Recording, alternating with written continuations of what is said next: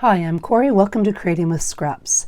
Today's video is going to be super quick, and it stemmed from I have a couple of rolls of this exact same lace. It was in the bin of lace that I found this summer while on vacation, and I had wanted to use it to create a journal card. So I cut off some strips of this lace to make a journal card. I made the journal card, really pleased with it. But on some of them, I cut them a little bit too short. I was just randomly cutting, and I wanted to use the strips that I had cut. So it made me think of an accordion book. A couple of years ago, with a kit that Tracy created, I made an accordion journal. And I know a lot of people have made accordion journals. They're wonderful, fun things. But I combined, like I like to do, as I often like to do anyway. I had these strips that I wanted to use. I had some of these, and I had wanted to participate in Tracy Fox Creative Love Junk Journals has a Facebook group, and she had offered a year-long challenge where there's a different prompt each month, and then people can join in as they choose. In January's challenge, she created this gorgeous digital that we can choose to use if we want. And the prompt for January was good old days or time travel.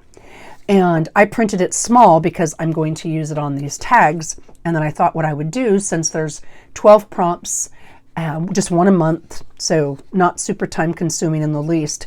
But what I did was I used some tags that I already had, and I used those lace bits, and I made a lace hinged accordion fold journal. Now again, this is not new. There's lots of videos out there on it, but I thought I'd show you how I did it really, really quickly. And I chose to use 12 panels, or 12 tags basically, because there's 12 months in it, and it folds up in an accordion nice and neat, and then I can do one prompt on each tag per month, and then I've got the whole prompt book right here. That's my thought anyway. Who knows if it'll end up like that. Now when you're making these tag books, I used these little bits of lace to make my hinges.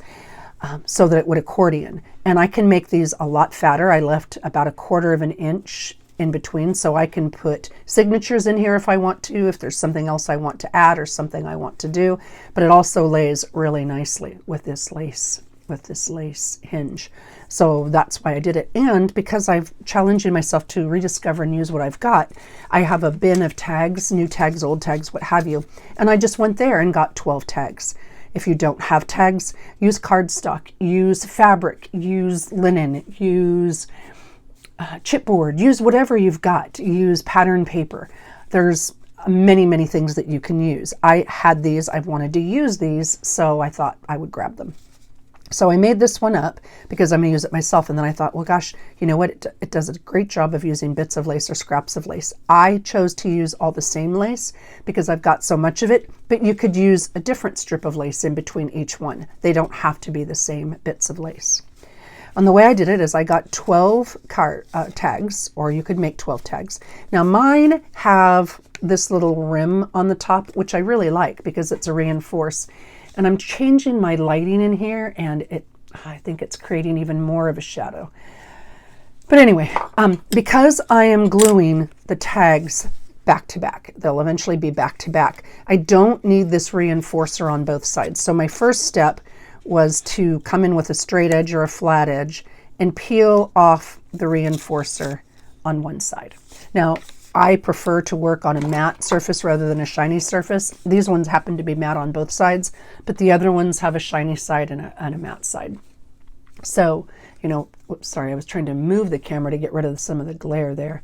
So use whichever you like, but I did do that. And another thing, I knew I would want to ink, and I have an inking template basically for these tags with the whole reinforcers already in place.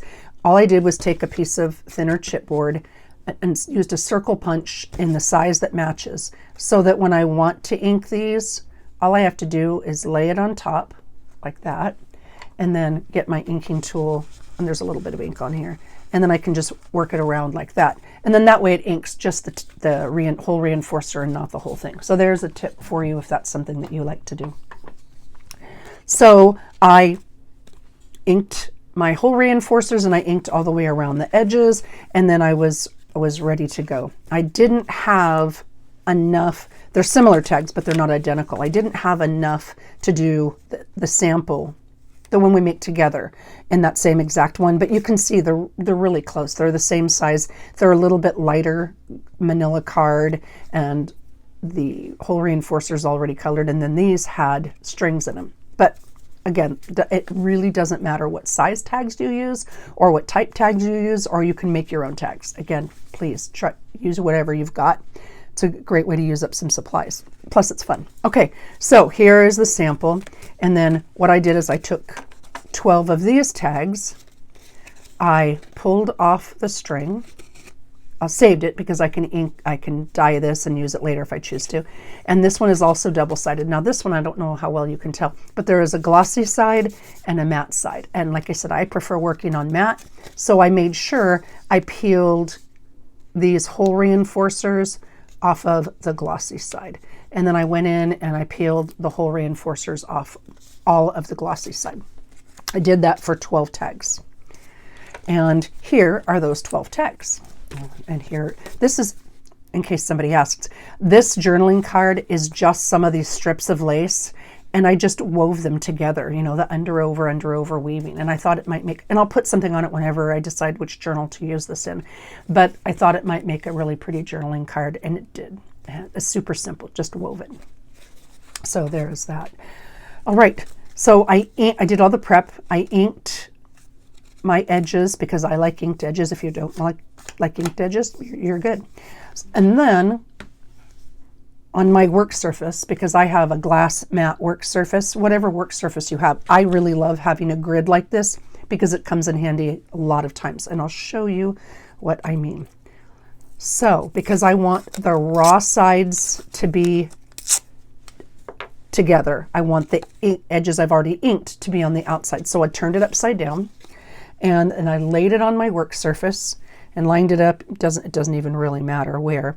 I lined it up so that I can have a 1/4 inch gap. Now you can use some kind of a ruler or a template. Sometimes I will use, here, I'll just grab one here. Sometimes I'll use a knitting needle, right, for my 1/4 inch or 1/2 inch or 1/8 inch or whatever kind of a spine gap I want. But for this, because I've got 1/4 inch grid on my work surface, I'm just going to line them all up on my work surface.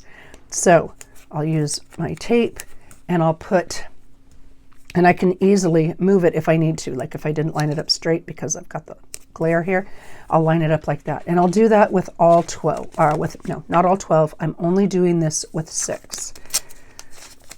And I can use a straight edge down here at the bottom if I want to make sure that I line them up straight, or I can use the grid that's on my work surface.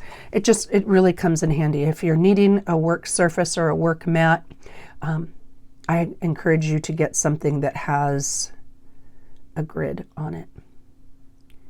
And then you can always just eyeball it too if you want to.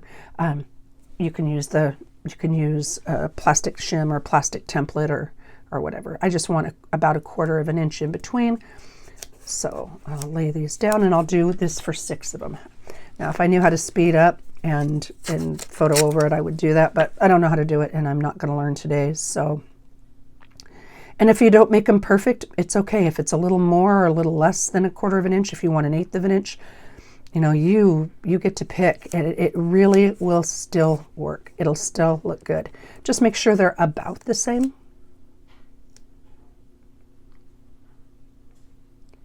And of course, because I'm on camera, it's taking a little bit longer, but I do want to make sure they're mostly. Now you can see I'm putting my tape mostly in the middle, and I'm trying not to use too much. Actually, this one's probably a little too wide, but that's all right. I'm trying to put it mostly in the middle, and I'll just split this one in half. This is low tack masking type tape, painter's tape. If you've got regular masking tape, just run it over your clothing, run it over your clothing once or twice to get rid of some of the tack so that it doesn't tear your paper. But remember, this is the inside where I'm going to glue them together. So if it does tear a tiny bit or if it lifts some paper, not going to be a big deal because it's not going to show. So for this, it doesn't really matter. Okay, so there's 4. And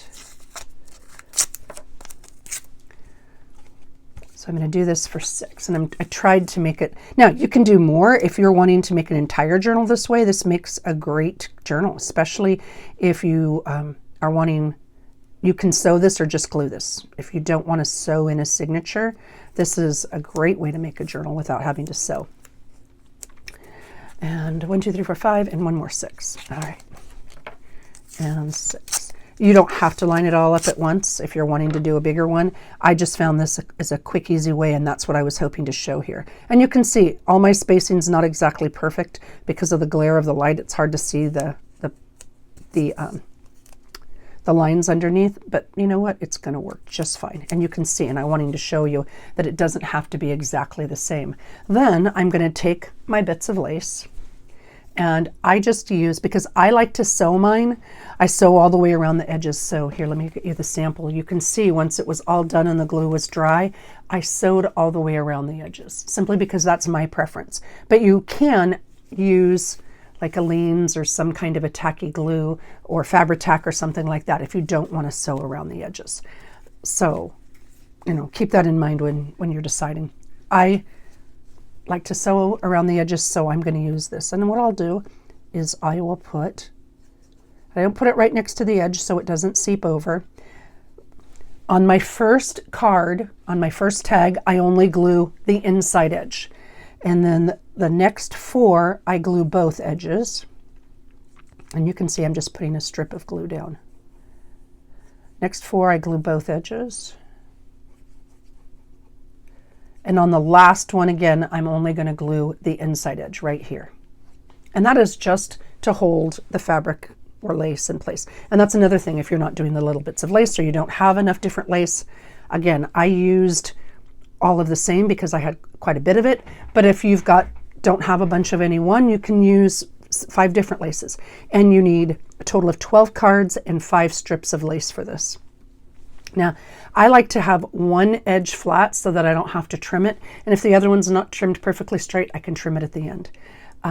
Doesn't really matter because not much is going to show, which is top and bottom.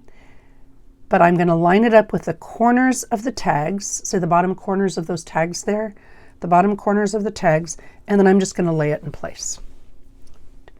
And some people use a silicone spatula to tap things down. That's a great tool if you've got one or if you like one. I'm going to use my bone folder here and that's just to hold it in place until I sew it. And I'm going to do the same thing for each piece. That's mostly straight edge. It doesn't have to be perfect.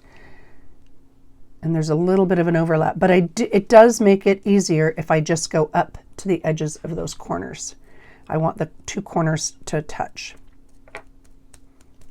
And again, I'm just going to kind of tap it down to make sure it's pushed into that lace so that it dries. I'm doing that with all 5 pieces.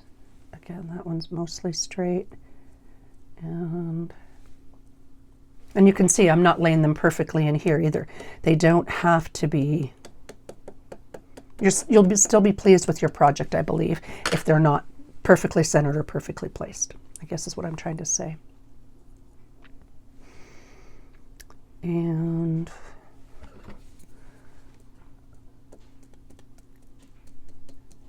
again, just trying to put that down. And then the last one here. Okay, so that is number 5, the 5th piece of lace.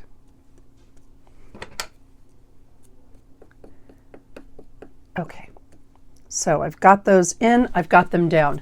Now my next step is, and I do this one by one, I'll peel these up, and I generally can use these more than once. I save them and use them several times, so I'll save that. And then I take one of the remaining 6 tags, and I will do the same thing. I will put a little bit of glue just where it's going to go down on top. Now, I may want to sew on these later, which is why I'm not going to worry about glue right here, right now, but if you want to, you can put glue right there. It doesn't matter either way. If I wanted to lift this up to be able to staple or sew something, then I would leave it unglued. But what I'm going to do is lay this on top and line it up as much as possible. It doesn't have to be perfect because you can trim later. Line it up. And then I generally put something heavy on top. I have these really fun magnets. I got these on Amazon. They look like chess pieces. They're not chess pieces, they're magnets. And my glass board from Glassboard Studios is magnetic, so I can use these on here to hold things down when I need the weight, which is one of the reasons I really like it. All right, and I'll do this all the way across. And with all 6 of the subsequent pieces, and you can see this one's got both sides, so I'm going to put lace, or I'm going to put glue, excuse me, on both edges. And again, I'm going to just line it up. And the nice thing about this is you can use this technique for many, many things. Just change up what you use for your tags. You can make longer ones, you can make wider ones, you can make these tags any size and shape that you want, which is, you know, really kind of a nice option. I normally stick these extra bits of lace on my arm of my light, but I don't want to stick my arm in front of your hand all the time, or in front of your eyes all the time, I guess. I would have to stick it up underneath there is what I'm trying to say. All right, a little bit of glue, not too close to the edge. Lay it over. Now, if you don't have magnets, or if you're not, you know, if you want to just use anything that's kind of heavy, and that just encourages the adhesive to meet together. It encourages the glue to do what glue is supposed to do and hang on. You can use clamps if you want, but because I'm laying it on my work surface, I didn't really want to use clamps because then I would have to lift it up, or clips or what have you. Okay, and this is number 4.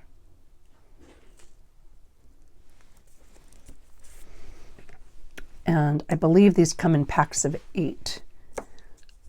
So I don't have those for the next 2, but this should be dry by now because it's fairly quick drying glue. So I can take them from this far left one, the one I did first, and then move it over. I have found that 1 set of these is enough for my needs. If you make many things at once, then maybe 2 sets would work better for you.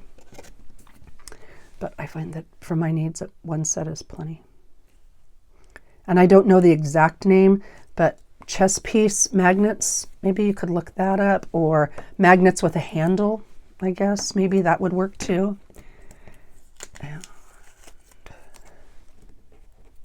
I'm kind of holding it down as I peel up the tape because this isn't on here super good. I mean, it's holding it in place for sure, but it's not strong enough adhesive to be there forever and ever. Let's put it that way. I wasn't careful enough, and I didn't use enough glue to make sure that it would stick forever and ever. And it takes a little bit more time than that to dry. And then this is the last one. And I am going to do the same thing and line up the tag on the top with the tag on the bottom. And I'll move this over. All right.